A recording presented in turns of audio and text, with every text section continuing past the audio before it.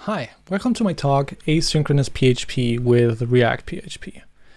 I'm Marcel Pociot. I'm the CTO of Beyond Code. You might have heard from us in the Laravel community. We create software tools and video courses for developers like you. So we did things like Tinkerwell, Halo, Windy, and Invoker. If you want to follow me on Twitter, go check it out. I tweet mostly about Laravel and PHP related topics. So, ReactPHP. What exactly is ReactPHP? ReactPHP is not a framework. It's more a set of libraries that allow you to write asynchronous PHP which is event-driven. It has non-blocking I/O. I'm going to talk about this in a second. And it's purely implemented and written in PHP, which is very important. So there is no need for any kind of extensions. You can use it in any kind of PHP project. It just works out of the box, which is really, really cool. So who uses ReactPHP? There are a lot of other examples, but the two that are also coming from us at Beyond Code and from me personally are Expose and Laravel WebSockets. And Expose especially has grown immensely. So if you do not know about Expose, it's a completely open source alternative to Ngrok. And if you don't know about Ngrok, let me just give you a quick demo to show you what Expose does, and then I can also show you what ReactPHP has to do with all of this. So I have locally, I have my website, which is invoker-website.test. Now, I want to share this website with, for example, my colleague Sebastian. So instead of having to deploy this, I just want to basically share a dispensable URL that I can send to him, and that URL should open a tunnel to my local computer, and that's basically what Ngrok and Expose allow you to do. So I can just go into my Invoker website folder and call Expose, which I have previously installed via Composer. And this is now going to give me a URL that I can call and visit. And now, as you can see, this is now running on sharedwithexpose.com. So this is accessible over the internet and is basically creating this tunnel connection to my local computer, resolving invoker-website.test, which is running on Valet.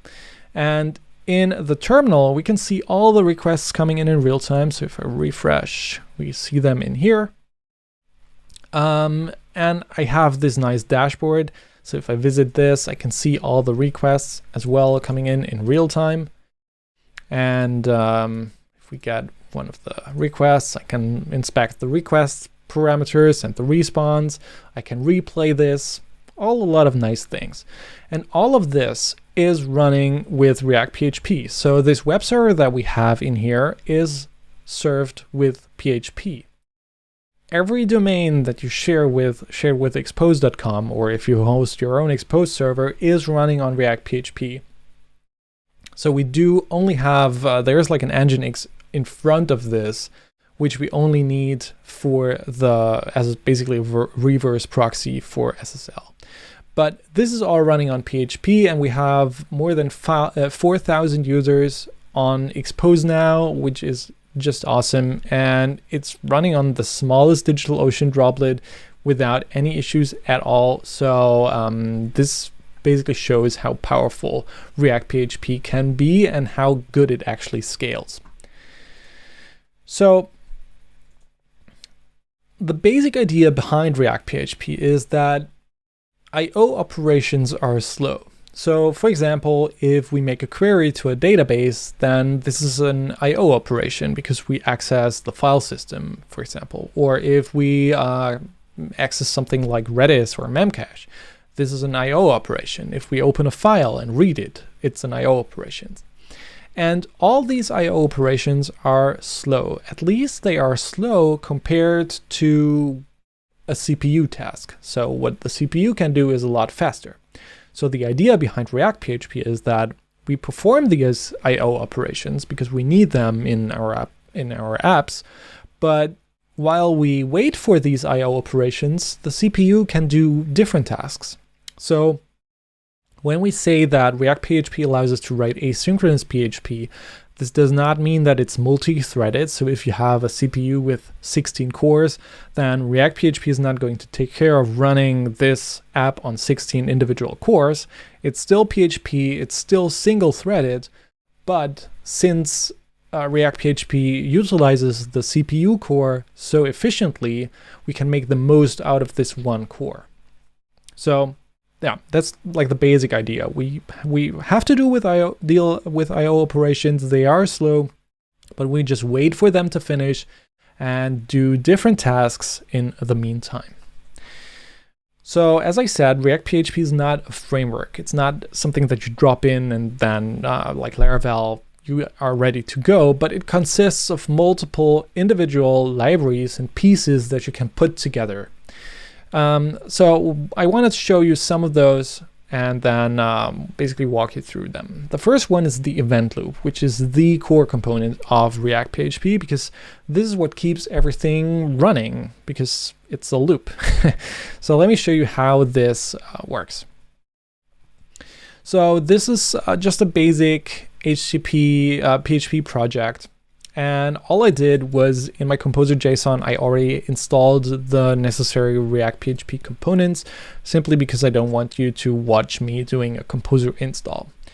So the first one we're going to look at is the React event loop component. So what we want is we want to create a new event loop. So our loop is going to be a new event loop, which we can create using this event loop factory. And then we perform any kind of work and then run the loop. This is basically what the event loop does. So if we now run this example, nothing's going to happen, of course. So let's add some logic in here. The event loop has two main features. We can add some periodic timers and we can add a static timer. So let's add a static timer first. So I want to add a timer after 1 second that executes this callable where we do something like echo hello. And if we run this, it waits 1 second, we get hello. Now we can add another timer. Let's do this after 1.5 seconds, then it's called Laracon. And now if we run this, after 1 second, we get hello.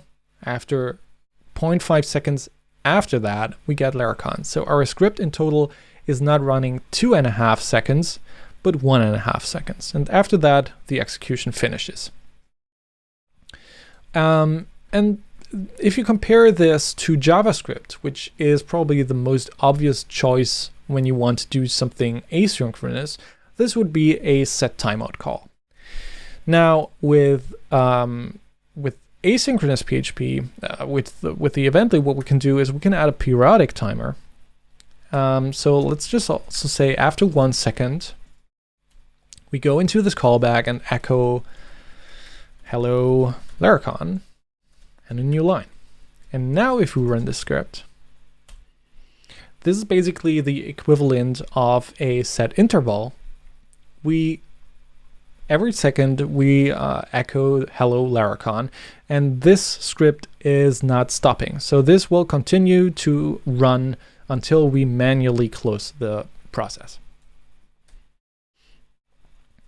And this is the basic functionality of the event loop, which is being used by all of the other components under the hood.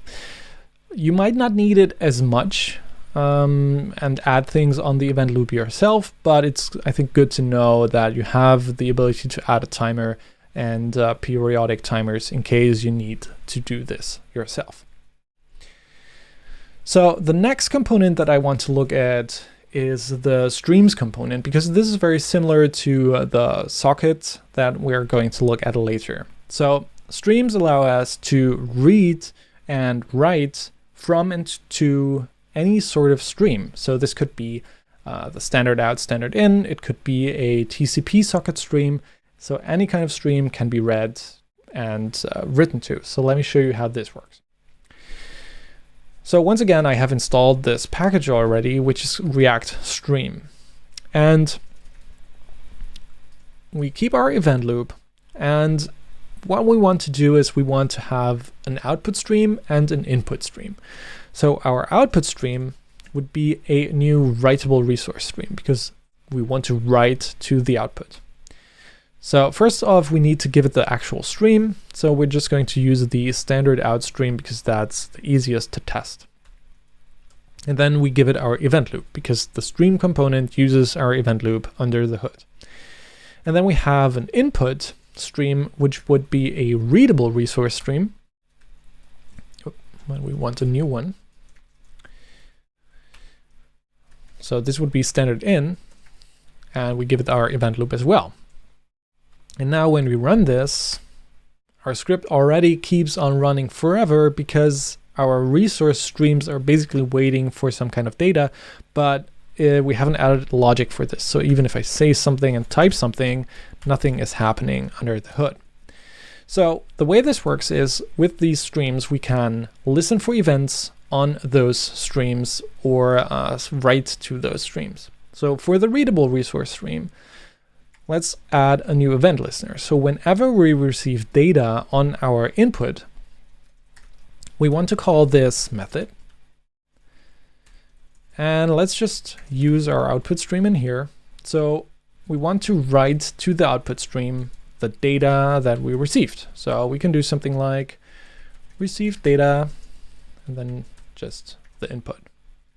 So if we now run this script, it's waiting for any kind of user input. So if I say hi, we get received data hi because it went to the callback because of the data event.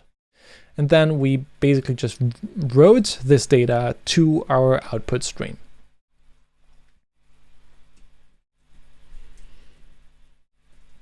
All right. So this is pretty cool, and we can modify the output in this data. But since this is so common that we have some kind of input stream and then we pass it just one by one to the output stream, we can also do this with a pipe. So we can do something like we pipe the input directly to the output. And now if I run this and say anything, it just gets duplicated because we just one by one pass this to our output. That's why we see this twice. And then we can add what ReactPHP calls through streams. You can think of this as, well, sort of like a middleware. Let me show you. So let's create a new through stream. And this does nothing but receive a callback with the data. So we would have a callback with the data, and then we could manipulate it. So for example, we are just going to return a string to upper of this data. And then we can pipe the input to our through stream. And from there, we pipe it to the output. And that's what I mean by middleware. So if we now run this, and I type just Laracon EU all lowercase, it gets piped to the through stream where it gets converted to uppercase characters. And from there, the uppercase characters gets piped to our output stream where we then see the results. So that's the basic way of how you can interact with streams. So you wait for data and you can write that to them, and then you can pipe the data from one stream to the other and add something like these through streams in between. As I said, we're going to use some of these features when we talk about sockets. Then we have promises. So when we have these event-driven systems and when we have these asynchronous operations, we need to have promises in place so that the user working with these libraries knows when a operation is finished or when something bad happens, because we can't just halt the process like we do in the traditional request response lifecycle, because then once our process stops, all the different work that could be done in between would stop as well. So therefore, ReactPHP uses promises. And if you know promises from JavaScript, this should feel very familiar.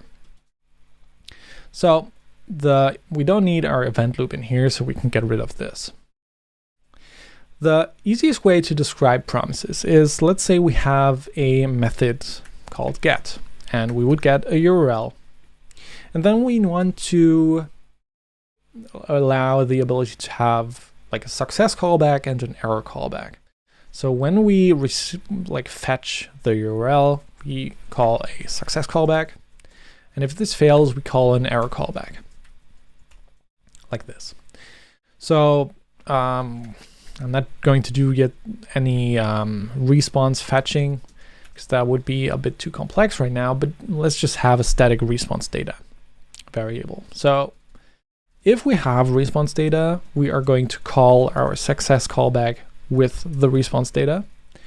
And if we don't have any response data, we are going to call our error callback with a new exception, no response received, like this. And then to use this method, we just call get. And then we have something like the URL, doesn't matter. Then we have our success callback that gets the data. We say something like received response, and then the data. And then we have our error callback that gets an exception. And then we can do something like error get message. All right. So to try this out, we run this. We go into the error callback because our response data is set to null. Now, if we say that we have some string as a response and we run this again, we go into the success callbacks. So then we have received a response. Now, this is not waiting for any kind of operation. So if we would do this with ReactPHP properly, we would need to wait for this URL to get the response. So we couldn't do something like file get contents and then just the URL, because this is an IO operation and this is going to be slow. So this will block the process. So instead we would wait for like an HTTP browser to get the response, and once we have the response, we are going to check if this happens or not. So we won't have these direct callbacks. Instead, we want a promise. So to get started with this, what we want is a deferred promise. So we would create a new deferred promise. And when we receive response data, we are going to resolve this promise with the response data.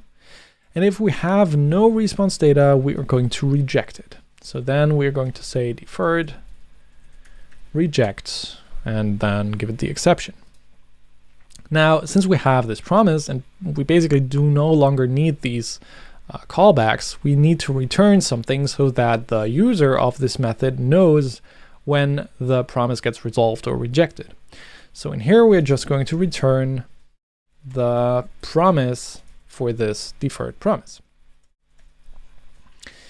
Now our implementation down here is no longer valid because we no longer have these success and error callbacks. So we would just have this get method. And as this returns a promise, we can call the then method on this promise. So this gets called when we have a proper response. And as you can see, it has an unfulfilled callback and then on rejected. So this is basically what we had previously. So when we have response data, it goes into the first method, which is received response. And if we don't have any response, it goes into the second one. So let's try this out. We run the script. We go into received response. This is a response. And if we set this to null again and run the script, no response received. So it's still kind of the same thing as with the success and the error callback, but it's good to just get used to writing these promises. And this is also what took me the most time to get used to, because we no longer have this request response lifecycle, but we have to wait for data, and doing this with promises is the best way in ReactPHP.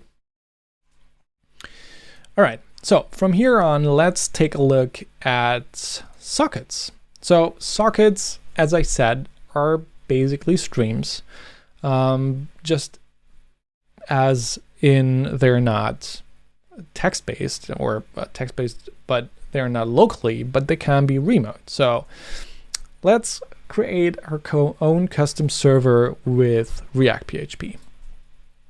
So once again, we go to our composer.json file. And yeah, I haven't shown this. This is React Promise, which we need to use for our Promise library. And then we have React Socket. So most of these also use Promise, and definitely the event loop under the hood by itself. I just have included them manually to show you how this works. So we're going to use the React Socket one. So go back to our script. We need our event loop again. And we want to run it. And now to start a socket server, we are going to create a new socket server. It gets an URI, which is basically where we want our socket server to listen to. So in our case, it would be on any connected network interface on port 8000. Then we give it the event loop. And now we can, just as we did it with the streams, we can listen for events. So whenever we get a new connection, the connection event gets emitted and receives a connection interface.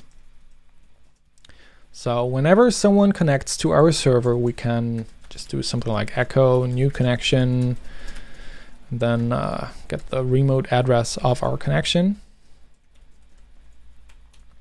And our connection is basically a readable and writable stream, a so-called duplex stream, because we can read from the stream when someone types something in, but we can also send data back over our socket.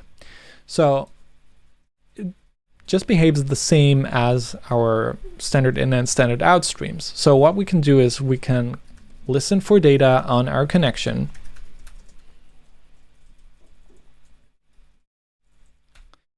And then we have something like echo connection wrote data, like this. So if we now run this, our server is now running on port 8000. So this is all we need to basically have a socket server written in PHP running on port 8000. Now to connect to it, let's just use telnet. So if we telnet to localhost port 8000, we now should see a new connection because our connection event was called. And now if we type something here, our data event should be called. So if we type hi Laracon, press enter, the client that is connected doesn't see anything. And our server says connection wrote hi Laracon. So if we want to write something back to our connection, we can do something like we use the connection and then we write to this connection, we received your message, like this. All right, let's start the server again. Let's reconnect. Okay. New connection. We write hi Laracon. We press enter. We see that we received your message because we wrote that from the server to the client. And we see all the messages in our server. So this is pretty cool. Now, this is not yet usable for some kind of chat application because the server does not keep a like a list of all the connected connections. But luckily, there is something pre-implemented in ReactPHP as well for this. So instead of just using a server, we can use something which is called a limiting server. So we are going to create a new limiting server. And this one basically just decorates our server. So we just give it the server and the event loop. no, it was the server and then a connection limit. That's it. So we don't have any connection limits, and this is the server. And then we can basically use something as we would do it in chat. So we use our limiting server in here. And instead of writing, "we received your message," what we're going to do is we loop over all of the connections on our server. So we do something like, for each limiting server get connections as connection. And then we write the data that we received to these connections. So let's try this again. Our server is up and running. We connect. And let's connect with a second connection as well. Okay, so we now have 2 connections on our server. If connection 1 says hi from connection 1, the connection 1 gets his message back as well, because we don't have any check in this for each. But if we go to connection 2, we get the message as well. So like this, we now have a very, very, very basic chat application. I know this is a pre-recorded talk and this conference is not live, unfortunately, but I still wanted you to try this out yourself. So I set up basically this implementation with the check in place on one of our subdomains. So you can try this out if you want right now. You can telnet laracon.beyondco.de on port 8000. You're connected, and then you are able to chat on this telnet connection, which is running entirely on PHP using ReactPHP. And yeah, I think it's like 25 lines of PHP code max. So be sure to check that out if you want. All right. So these are socket servers, and this is already really cool, but it's very, very low level. So this socket server now is just a plain socket server. It doesn't know about any protocol. So if we want to create an HTTP server, we could do it like this, and then on the data, we parse the data and then build up a request and handle this. But we can also just use one of the pre-implementations of ReactPHP. So especially for HTTP servers, there is the ReactHTTP library, which you can use. And then we can create our own HTTP server in PHP. So we start our server, so we can create a new HTTP server using new server. And in this case, we're going to use the HTTP one. It gets our loop, and then it gets, as a second parameter, it gets the handler for any incoming HTTP requests. So we have a function that receives a request interface, so our request. And then we return a response. So we can say something like return new response, this one. First one is the status code, 200. Then we have our headers. So let's just use content type of plain text. And then we have our request body, a response body. Hello, Laracon EU. And that's basically it. So we have our HTTP server. We have a socket server running on port 8000.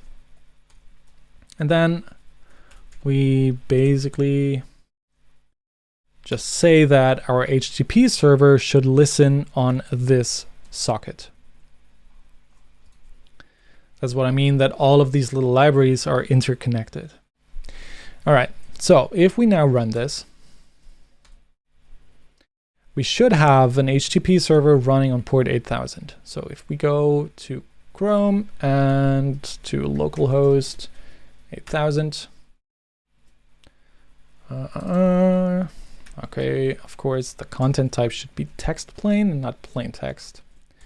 So run this again. localhost 8000. There we go. Our HTTP server written entirely in PHP. And you know, the cool thing is that we can make use of PHP in here, of course. So let's just do something like count the visitors. So we can say we have a counter of 0.